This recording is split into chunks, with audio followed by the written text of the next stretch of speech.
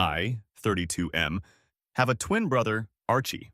Not identical, and trust me, my parents never let anyone forget which one they considered the upgrade. Our whole lives, Archie was the golden child. Not because he was smarter or worked harder. It was because Archie looked like our dad Winston. Talked like him, same mannerisms, same everything. I took after our mom Deborah's side, which was apparently some cosmic insult to Winston. Deborah just followed his lead because that's what Deborah does. Growing up, every milestone was a competition Winston manufactured. Archie's grades got framed, mine got reviewed for what I could improve. Archie got a car at 17, a used Mazda 3. Winston spent a weekend detailing. I got told the bus would teach me independence. When I got accepted into a better college than Archie, Winston said book smarts don't mean anything in the real world. Every event was filtered through Archie being the standard and me being the cautionary tale. I married Isabel at 26, lasted 3 years. She left because I was not in a good place mentally, and I brought that baggage into the marriage. I'm not going to pretend I was perfect. We divorced, no kids, clean split. I moved 4 hours away, got into commercial property management, and spent 3 years building myself from nothing. Here's what nobody knew.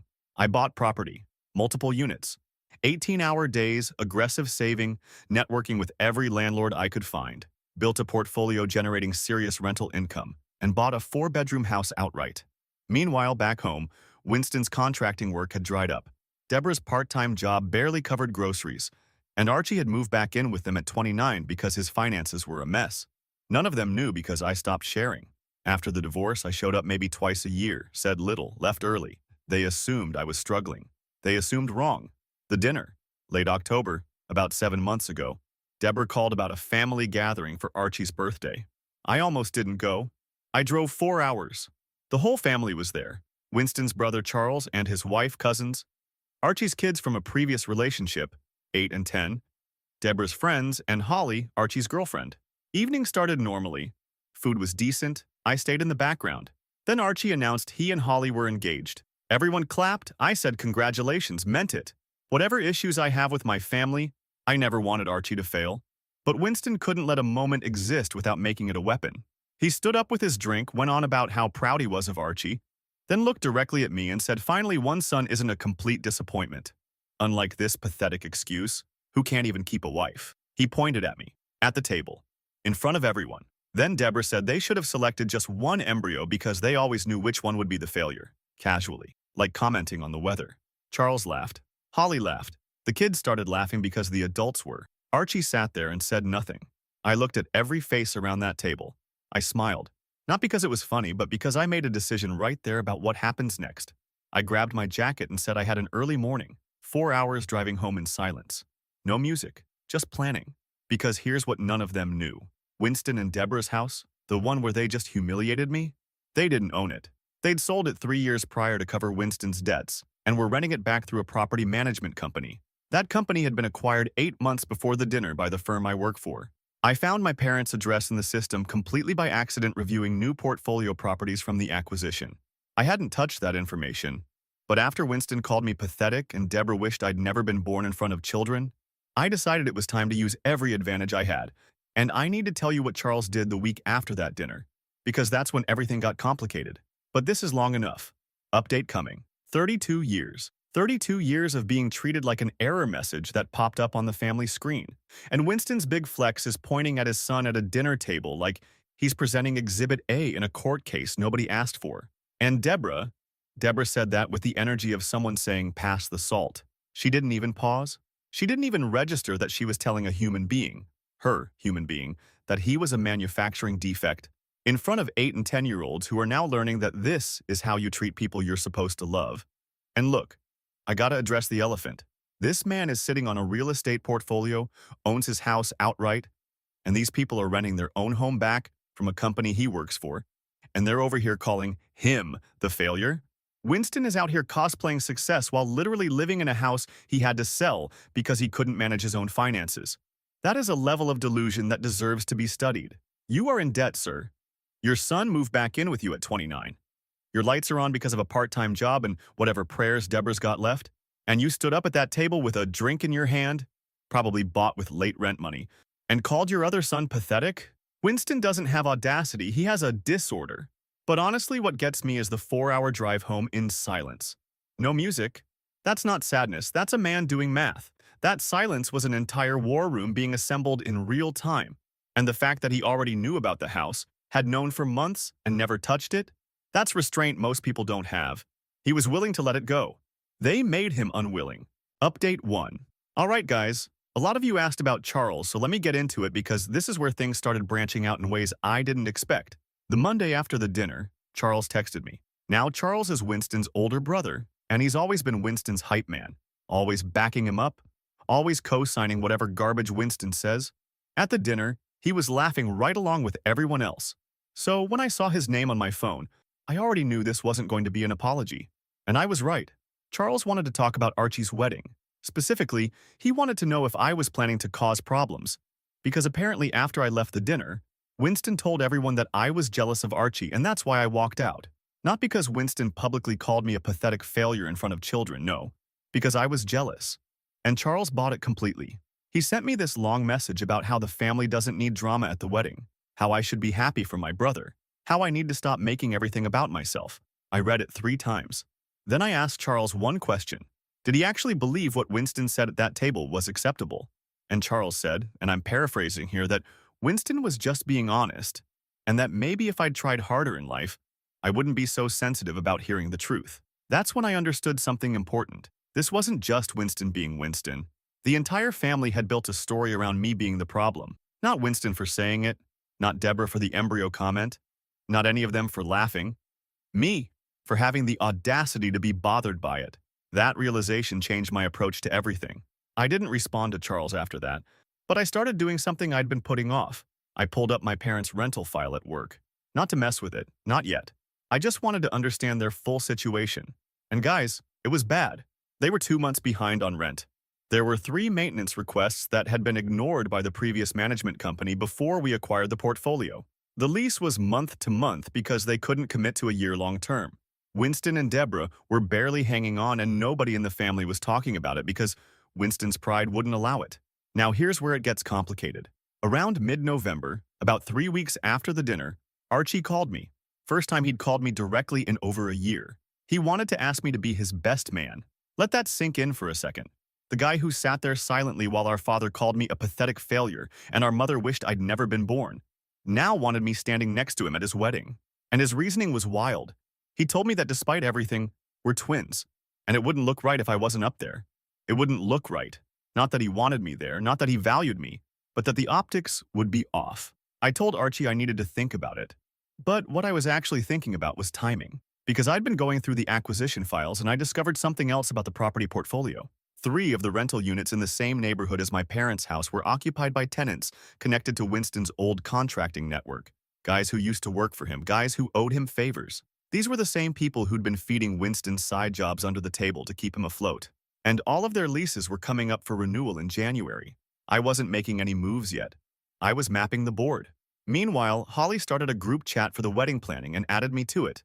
And through that group chat, I learned something that made the whole situation 10 times more interesting. Winston and Deborah were supposed to be hosting the wedding reception at their house. The house they were renting, the house they were behind on rent for, the house that was now in my firm's portfolio. Holly was talking about tent rentals, catering quotes. All of it planned around my parents' backyard. Archie and Holly clearly couldn't afford a venue, and Winston had volunteered his place to maintain the image that everything was fine. Deborah messaged me separately through that group chat around Thanksgiving. She didn't apologize for the embryo comment.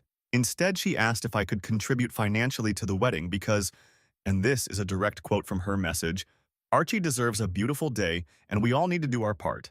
I screenshot that message and saved it. Not because I needed evidence of anything, because I wanted to remember exactly how it felt to be told I should pay for a celebration by the woman who said I shouldn't exist. So by December, I had a pretty clear picture. My parents were financially dependent on a rental property managed by my firm. Archie's entire wedding was being built around that same property. Charles was actively working to isolate me from the family, and everyone expected me to show up, smile, pay my share, and be grateful for the privilege of standing next to the brother they'd always preferred. I started making calls, not to my family, to my contacts in the property business. I needed to understand exactly what options I had as someone with direct oversight of this portfolio, what was within policy, what required approval, and what the timeline looked like for lease non-renewals in the new year. Everything by the book. everything legal, but everything pointed in one direction. Then in mid-December, something happened that I genuinely didn't plan for, and it changed my entire strategy. But I'll get into that in the next update because I need to figure out how much I can say about it. The scapegoat economy in this family is fascinating to me because it's not just Winston anymore.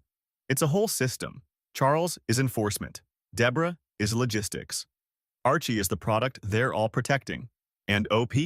OP is the designated emotional landfill where everybody dumps their garbage and then gets mad when the landfill starts smelling. Charles texting him about causing problems is so revealing because it tells you everything about how this family processes conflict.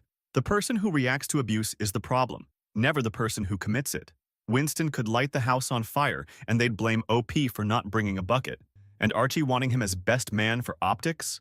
That is genuinely one of the most dehumanizing things I've heard in a while. He's not asking for a brother. He's requesting a prop. Stand here, smile here, hold this ring, complete the picture so nobody asks uncomfortable questions. Archie has never seen OP as a person with feelings. He sees him as a set piece that occasionally malfunctions by having emotions. But here's where I start getting nervous for OP because I can see him lining up dominoes across like a 12-block radius. He's got the house, the contractors, the lease timelines, the wedding date, and he is quiet. This man is operating like a chess engine that's already calculated 15 moves ahead while everyone else thinks they're playing checkers. The thing that makes this scary is he's not even bending rules. Everything is within policy, everything is legal, everything would happen to any tenant in this situation. His parents just happen to be that tenant. And they put themselves there by treating the one person who could help them like he was disposable. We all need to do our part. Deborah, you told this man he shouldn't have been born, and now you want him to chip in for centerpieces? The entitlement is so thick you could insulate a house with it. Update 2. Okay, so the mid-December thing. A lot of you guessed it had to do with the lease, and you're partially right, but it's way messier than that. My firm does quarterly portfolio reviews in December. Every property gets evaluated for profitability, maintenance costs, tenant payment history. Properties that aren't performing get flagged for rent adjustments, lease changes, or non-renewal notices. I didn't create this process, but I had input on which properties in my region got flagged. My parents' property got flagged automatically. 2 months behind, late payment history going back over a year. My supervisor pulled me into a meeting about underperforming properties and their address was on the list with 15 others. He asked for recommendations. I gave honest assessments across the board. When we got to their address, I said the same thing I said about every chronically late tenant. Month-to-month lease with consistent payment issues is a liability. Recommend a formal notice with a deadline to catch up or vacate. I didn't tell my supervisor it was my parents' house. These people made it clear I wasn't family. Fine. Then they don't get family treatment. Notices went out first week of January. Standard 30-day letters. My parents got one. So did the 3 guys from Winston's contracting network in the same neighborhood. Now here's where Charles makes everything worse. Turns out Charles had been co-signing Winston's equipment leases for contracting work. When Winston's business dried up, those leases didn't disappear. Charles was covering payments for 2 years because Winston kept promising he'd get back on his feet. Charles had his own financial pressure and had been counting on the wedding going smoothly so he could confront Winston about the debt afterward without blowing up the family. I found this out because Deborah called me in early January to complain, not about the 30-day notice, to vent about how Charles's wife was being difficult about money and everyone was pressuring Winston. She went on for 20 minutes about how unfair it was that people expected Winston to handle everything. Not a single word about the dinner, not a single word about what she said to me. She called me to be her emotional support while never acknowledging she told me I shouldn't have been born. I let her talk, asked questions, gathered information. Charles and Winston's equipment situation, how tight money was, how Archie and Holly were fighting about wedding costs because Holly's family wasn't contributing and Archie had no savings. Deborah handed me all of this freely because, in her mind, I was still the quiet son who listens. By mid-January, pressure was building from everywhere. Winston got the notice and started calling around trying to figure out who owned the property. The acquisition had changed the management structure and everything went through a central office. He was leaving voicemails with a general line getting callbacks from people who had no clue who he was. Archie and Holly had non-refundable deposits on catering and tent rental for the April backyard reception, and Charles was getting aggressive with Winston about equipment payments because his wife was threatening to leave. End of January, Archie texted about best man again. Needed an answer. This time he added something. Could I help cover the rehearsal dinner because Winston offered to pay but now couldn't? He typed the words, I know we haven't always been close, but you're doing well, and family steps up. Family steps up. The family that laughed when our father called me a failure. The family that agreed I shouldn't exist. Now they want me to step up. I told Archie yes. Yes to best man. Yes to the rehearsal dinner. Told him I was all in. And I meant every word, just not the way he thought. By February, I had a clear plan. The lease, the wedding timeline, Charles's debt, Archie's dependence on Winston, Holly's non-refundable deposits, all converging on one date in April. And I was going to be standing right in the middle when it all came together. But then Winston found out who managed the property. And what he did next is something I still can't wrap my head around. These people made it clear I wasn't family. Fine. Then they don't get family treatment. That line right there is the entire thesis of this story, and it is airtight. Because that's the thing about family. You don't get to weaponize the title when it's convenient, and then hide behind it when you need something. You can't tell someone they're a disappointment, a failure, an embryo that should have been discarded, and then turn around 3 months later and say, family steps up.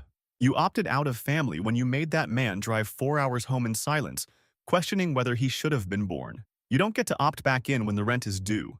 And Deborah calling OP to vent about financial stress while never mentioning the things she said? That's not forgetfulness. That's a person who genuinely doesn't think what she did was wrong. In her mind, that comment left her mouth and evaporated. It doesn't exist. She called her son, the one she publicly wished away, to use him as a free therapist because he's always been the quiet one who listens. She's been using him as emotional furniture his entire life, something you lean on but never actually look at. And I love how everyone in this family is financially underwater, but they're all pretending everything is fine. Winston volunteering his rented house for a reception he can't afford. Archie putting down non-refundable deposits with no savings.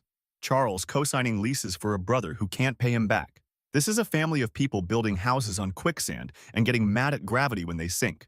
OP is the only one in this entire bloodline who actually built something real. And they spent 32 years telling him he was the broken one. Now he said yes to being best man and yes to the rehearsal dinner. And I got full-body chills because that yes is not cooperation. That yes is a man walking into position. He's not helping build the wedding. He's making sure he has a front row seat when it all falls apart. Final update. So Winston found out who managed the property. Not because anyone told him, because he drove to the physical office listed on the 30-day notice and sat in the lobby until someone would talk to him. The receptionist gave him a brochure with the firm's name and leadership team on the back. My name was listed as Regional Portfolio Manager. Winston went home and told Deborah and Archie. Archie called me that same night in February. He was furious. He kept saying I had been sitting on this information for months and never said anything, that I was playing games with their housing while pretending to be supportive of the wedding. He told me this was exactly why Winston treated me the way he did, because I was sneaky and manipulative and couldn't just be normal. I let him go for about 5 minutes. Then I asked him one question. When Winston called me a pathetic failure at that dinner, when Deborah said I shouldn't exist, when every single person at that table laughed, including his own children, did he think about calling me afterward to check if I was okay? Silence, a long one. Then Archie said that was different, that it was just a bad joke, that I was blowing it out of proportion. I told him there was nothing to discuss and ended the call. 2 days later, Winston and Deborah showed up at my office. They didn't have an appointment. They told the front desk they were my parents and needed to see me urgently. I let them wait for 45 minutes, then came out to the lobby. Winston started immediately, telling me I needed to fix this, that I was putting my own family on the street, that this was beneath me. I asked him if calling his son a pathetic disappointment in front of children was also beneath him. He said that was a joke and I needed to grow up. Then Deborah started. She said I was punishing them for one bad night, that she didn't mean what she said about the embryo, that I was taking it too far. I told them both very clearly that the notices weren't personal. They were behind on rent. The policy applied to everyone equally. If they wanted to stay, they needed to pay what they owed within the deadline like every other tenant. No special treatment. Winston asked if I could extend the deadline. I said the deadline was set by company policy and I couldn't make exceptions for individual tenants, which was true. He asked if I could talk to someone above me. I said I could pass along a request but couldn't guarantee anything. Then I went back to my office. I did pass along a request. I wrote a standard memo noting the tenant had requested an extension and attached their payment history. The payment history spoke for itself. The extension was denied. March hit, and everything started collapsing at once. The 3 contractors from Winston's network got their own non-renewal notices because none of them caught up on payments either. These were the guys who'd been giving Winston under-the-table side work. Without their houses in the neighborhood, they scattered. Winston's side income dried up completely. Charles found out about all of this and confronted Winston about the equipment lease payments because now, Winston clearly had zero ability to ever pay him back. Charles's wife followed through on her threat. She told Charles she was done subsidizing his brother and filed for separation. Charles blamed Winston. Winston blamed me. Meanwhile, the wedding was 3 weeks away. Archie and Holly had a reception planned at a house that was now under an active vacate notice. Holly was losing it because the deposits were gone, and they had no backup venue. Archie called me one more time in mid-March, and this time he wasn't angry. He was asking. He said he understood I was hurt about the dinner, and he was sorry he didn't speak up. But could I please just help them find a solution for the reception? Because Holly's family was already flying in, and they had nowhere to go. I told Archie I appreciated him finally acknowledging what happened, but that I wasn't in a position to override company decisions for personal reasons. Then I told him something I'd been wanting to say for years. That he had spent our entire lives benefiting from Winston choosing him over me, and he never once questioned it, never once pushed back, never once said, "Hey Dad, maybe don't treat my twin brother like garbage." And that his silence made him just as responsible as Winston. First week of April, Winston and Deborah couldn't pay. They received the final vacate notice. They had 30 days to leave. The wedding was supposed to be April 19th. There was no reception venue. Charles wasn't speaking to Winston. Holly's parents arrived and found out there was no reception space and started demanding answers from Archie about what kind of family he came from. April 12th. Winston and Deborah drove 4 hours to my house. They didn't call ahead. They knocked on the door of my 4-bedroom house that I owned outright. And when I opened it, Winston was standing there looking at everything I'd built. The house, the car in the driveway, the property. He couldn't even look me in the eye. Deborah asked if we could talk inside. I said no, we could talk right there. Winston said he was sorry. He said he'd been hard on me because he always saw more of Deborah's father in me than himself, and Deborah's father was a man Winston never respected. He said it wasn't fair and he knew that. Then he asked if there was anything I could do about the house. I told him no.